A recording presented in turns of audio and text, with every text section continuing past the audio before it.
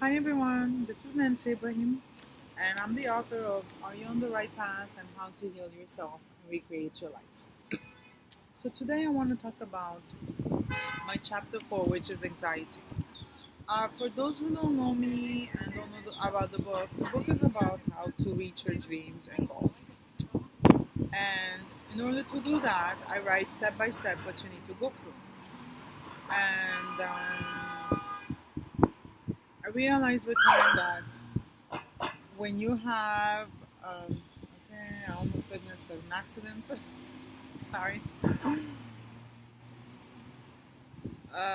I'm at Starbucks, by the way, and in South Beach. So I'm doing this here, and there's a lot of distractions, but I'm gonna try to focus now. So I was saying that my book is about how to reach your dreams and goals, and in order for this to happen, you need to heal. You need to heal from your wounds. You need to heal from the pain that you had um, in past experiences. Why? Because those pain are stopping you from achieving your goals. You're gonna say how come and all this.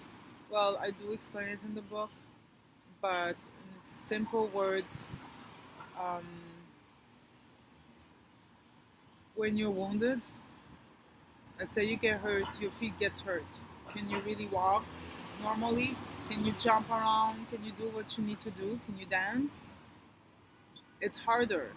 You may reach it, but it's gonna be much easier if you heal so you can have that energy and space for you to reach your dreams and goals. So I talk about today anxiety.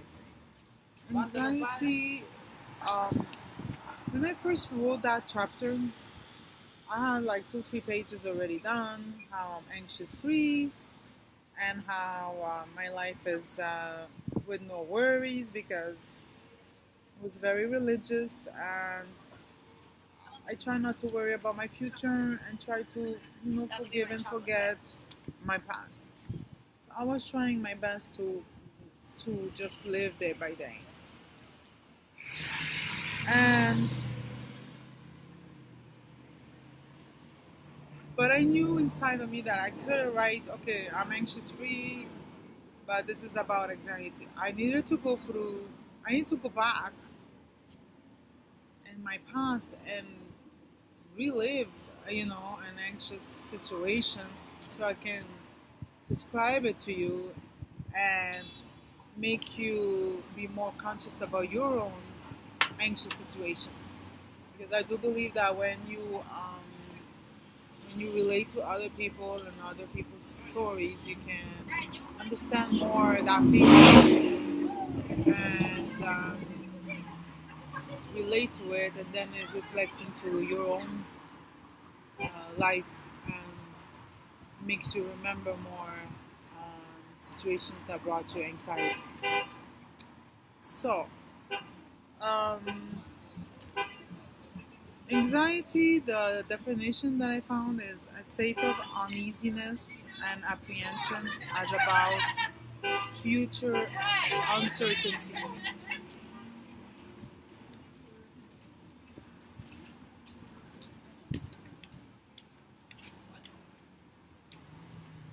And I was like, what are the situations that made me feel uneasy and feeling of stress?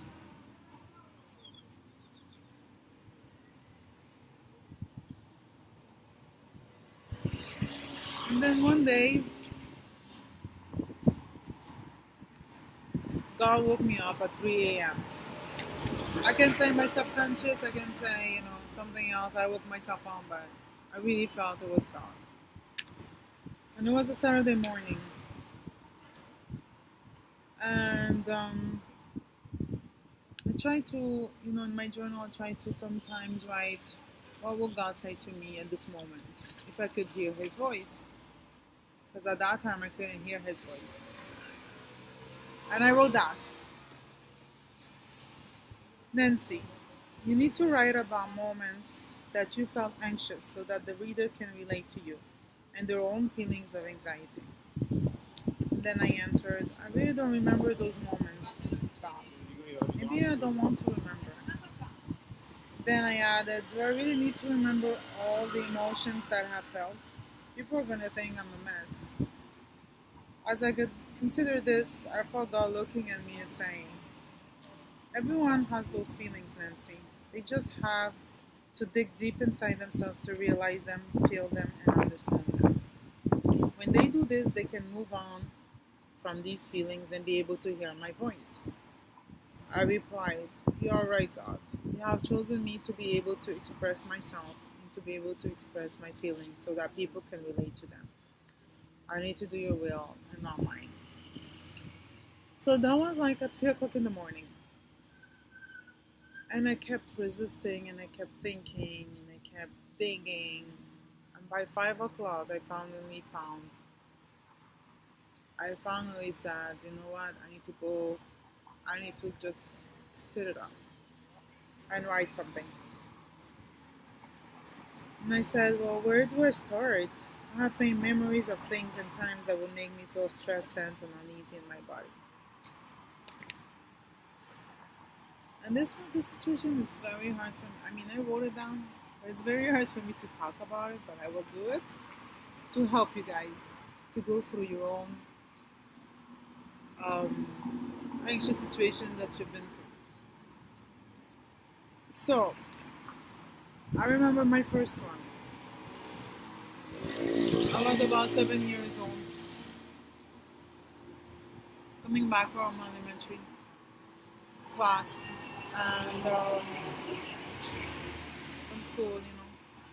My mom used to work in a bank and late at night, so my dad would make supper and try to help me in my homework. And I think I had a bad grade in math. So maybe he got upset or something. I don't know what state of mind he was in. So he tried to help me. I think my mom arrived like halfway there or something like that. It's very fluid, you know, it's been a long time. But I remember him trying to teach me something. And somehow my mind was just blocked. And I couldn't understand the way he was teaching me. It was math, by the way. Believe it or not, I think I'm pretty good in math now. So,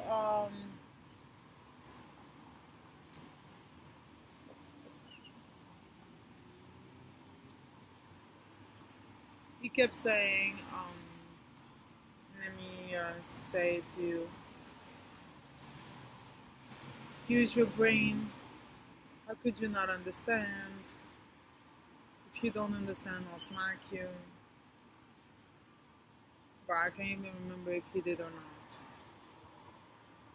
I also remember my mom standing slightly away from us, watching but not interfering.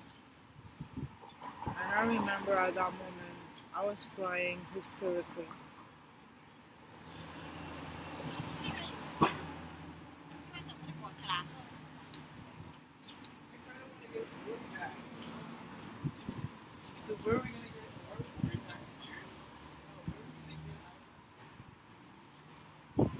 I'm telling you, I truly hated him.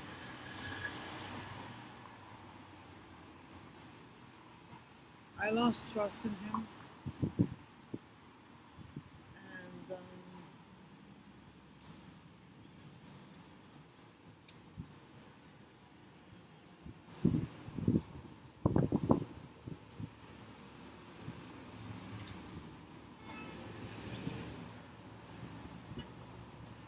And I never wanted him to teach me anything anymore.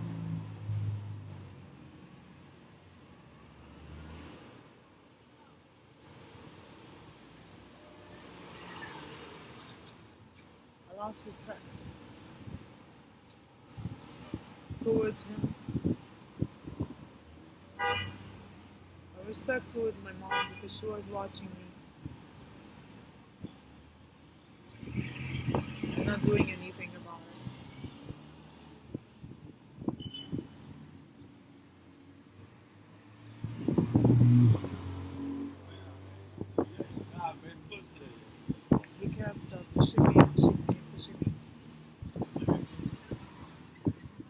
until I understood it, but it was like an hour after what's happening, and probably he hit me. And I wanted, when I wrote that in my journal a few years ago before I write my book, I wanted to know if I did exaggerate that moment. I wanted to know if my mom remembered it. So I called her up. I said, Mom, do you remember that moment? And you were just standing there and watching. At that time I was writing my book. And she said, it's funny that you say that because I've been talking to your sister about it 2 weeks ago. How your dad was not very patient in teaching and how he hurt you that night. And you have no idea how it felt to see that it wasn't only me dramatizing the situation. And I knew there and then that God was telling me, you need to write it down. It was very hard for me. And it's still hard, you see, to talk about it to you. But I knew that this is what God wanted me to do, is to share that story with you guys.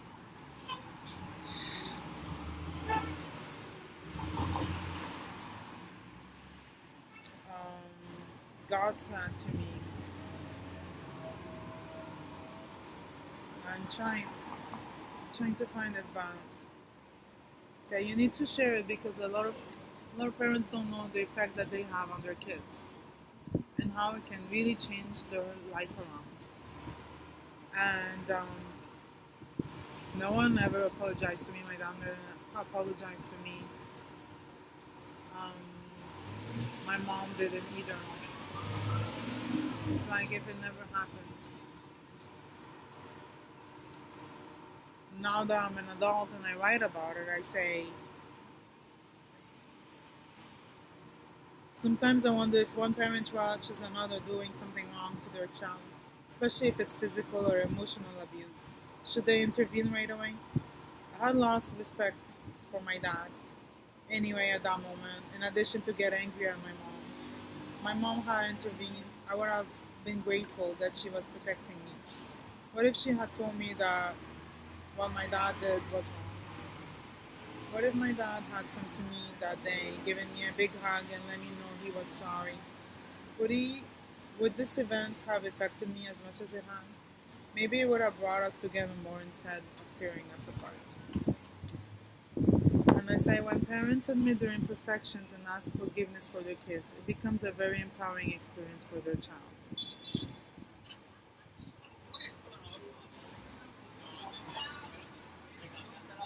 Sometimes it's not just the incident because we're all human. We all do mistakes. But when you do mistakes, even if you're a parent, and you don't acknowledge it to your kid, you tell them it's right to treat you this way. It's right to treat your kid this way. And it's not. All of us, whether we're parents, sisters, brothers, when we do a mistake, we need to apologize. We need to take that step. We need to respect each other. I remember many times I did mistakes with my own kids, but I always went back, sorry, I love you, I didn't mean to. We need to work on that. You can't just ignore something like that. From that moment, I think I wanted to be a teacher, so I can teach kids good enough so they don't ever have to go through that kitchen table with their parents.